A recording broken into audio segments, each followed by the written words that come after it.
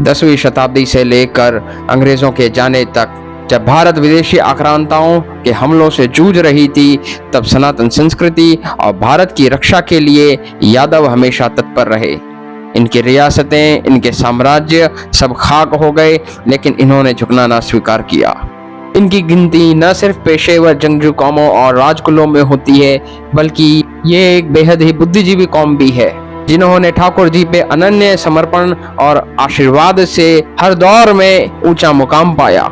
आज हम एक ऐसे ही घराने की बात करेंगे जिन्होंने एक इलाके के जागीरदार होने से लेकर आधुनिक सामाजिक व्यवस्था में बेहद ही सम्मानित मुकाम हासिल किया।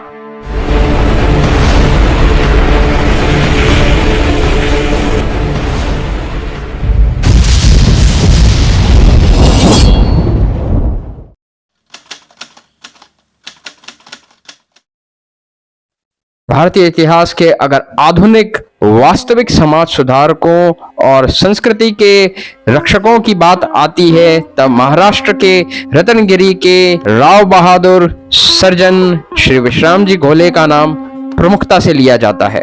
आखिरकार क्यों इन्हें भारतीय दस्तावेजों और सामाजिक संगठनों में यादव समाज का प्रथम सर्जन कहा जाता है, उससे पूर्व कुछ खास पहलुओं पर रोशनी करेंगे।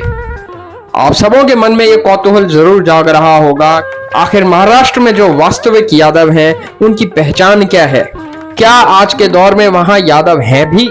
जिस प्रकार उत्तर पश्चिम के इलाकों में यदुवंशियों को अहिर इत्यादि नामों से संबोधित किया जाता है और पूर्वी क्षेत्रों में गोप नाम से संबोधित किया जाता है और दक्षिण के तमिल इत्यादि क्षेत्रों में गोला और कोनार नाम से संबोधित किया जाता है, ठीक उसी प्रकार वास्तविक यदुवंशी यानी अहिर, गोप इत्यादि को महाराष्ट्र में गवली नाम से संबोधित किया जाता है। साथ ही एक और गफलत दूर करना चाहेंगे, महाराष्ट्र में आज के दौर में ऐसी कई जातियां या कुल हैं जो गवली बतौर उपनाम उपयोग करते हैं, लेकिन वे वास्तविक गवली या यादव या अहिर नहीं हैं। जो वास्तविक यादव या गवली हैं, उन्हें अहिर नाम से ही पहचाना जाता है और वे अपने शादी संबंध बड़े ही कट्टरता से यादव समाज में ही करते हैं। द्वारिकाधीश भगवान श्री विट्ठल जी इनके कुलदेव और योग माया इनकी कुलदेवी मानी जाती हैं।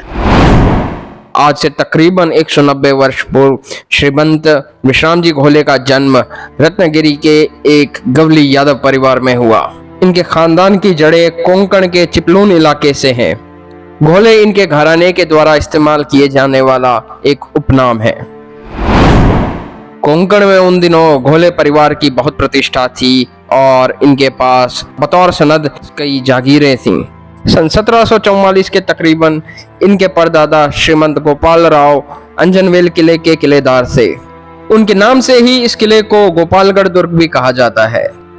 सन 1818 में जब अंग्रेज महाराष्ट्र के इलाकों में सत्ता में आए, श्रीमंत गोपाल जी के सुपुत्र श्री संभाजी राव ने अंग्रेजों से विद्रोह किया। विद्रोह के कारण उनकी जागीरें जब्त कर ली गईं और उन्हें कैद कर लिया गया। जैसे तैसे अंग्रेजों की कैद से मुक्त हो वे आज के जंजीरा इलाके में आ बसे।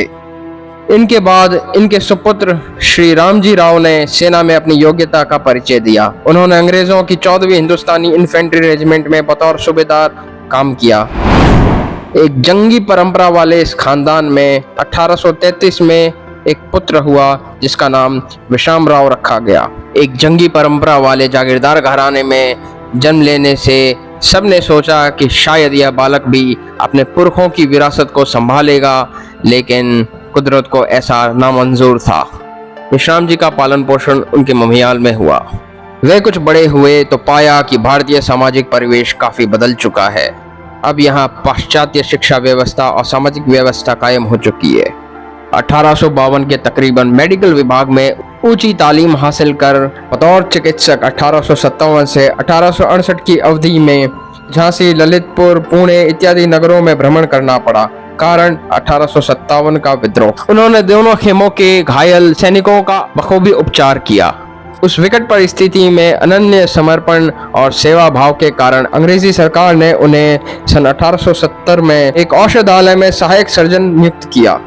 1890 तक निरंतर सेवाएं देने के बाद इन्होंने अपना एक निजी अस्पताल खोला। पुणे नगर में वे काफी प्रसिद्ध हो चुके थे और इसी के चलते 1887 में उन्हें वाइसराय से मानद सर्जन की उपाधि और बॉम्बे विश्वविद्यालय के फेलोशिप के पद के अलावा राव बहादुर की तत्कालीन मानद उपाधि प्राप्त हुई। अंग्रेजों के बीच सेवाएं देने के बावजूद इनके स्वभाव, इनके रहन सहन में तनिक भी परिवर्तन नहीं आया और इन्होंने सनातन हिंदू धर्म में समाज सुधार के सराहनीय प्रयास किए। एक वास्तविक क्षत्रिय वही है जो अपने इलाके के गरीब निर्धन लोगों की सहायता करे। और एक बात तो हम सभी को स्वीकार करनी होगी, भारतवर्ष के क्षत्रियों ने हमेशा ही दलित वर्ग के उत्थान के लिए प्रयास किए। आपकी ईश्वर पर अटूट श्रद्धा रही और इसके साथ साथ ही आपने नारी शिक्षा पर बेहद जोर दिया। पुणे शहर में एक हौदा यानी एक जलाशय बड़ा ही प्रसिद्ध है। उस जलाशय का संबंध श्री विश्राम जी की ज्येष्ठ पुत्री से माना जाता है। ज्येष्ठ पुत्री काशीबाई का बेहद ही कम उम्र में निधन हो गया। उन्हीं के सम्मान में उन्होंने पुणे में इस जलाशय का निर्माण करवाया। साथ ही अपने पिता श्री रामजी राव की स्मृति में एक कुंड भी बनवाया। जिस प्रकार बड़ौदा के राजशाही गायकवाड़ परिवार ने अंबेडकर जी की आर्थिक मदद की थी, ठीक उसी प्रकार विश्राम जी ने भी नारी शिक्षा और निर्धनों के उत्थान के लिए श्री ज्योतिबा फुले की आर्थिक सहायता की। चिकित्सा और सामाजिक क्षेत्रों में लगातार सेवाएं देने के बाद श्री विश्राम साहेब का स्वर्गवास हो गया।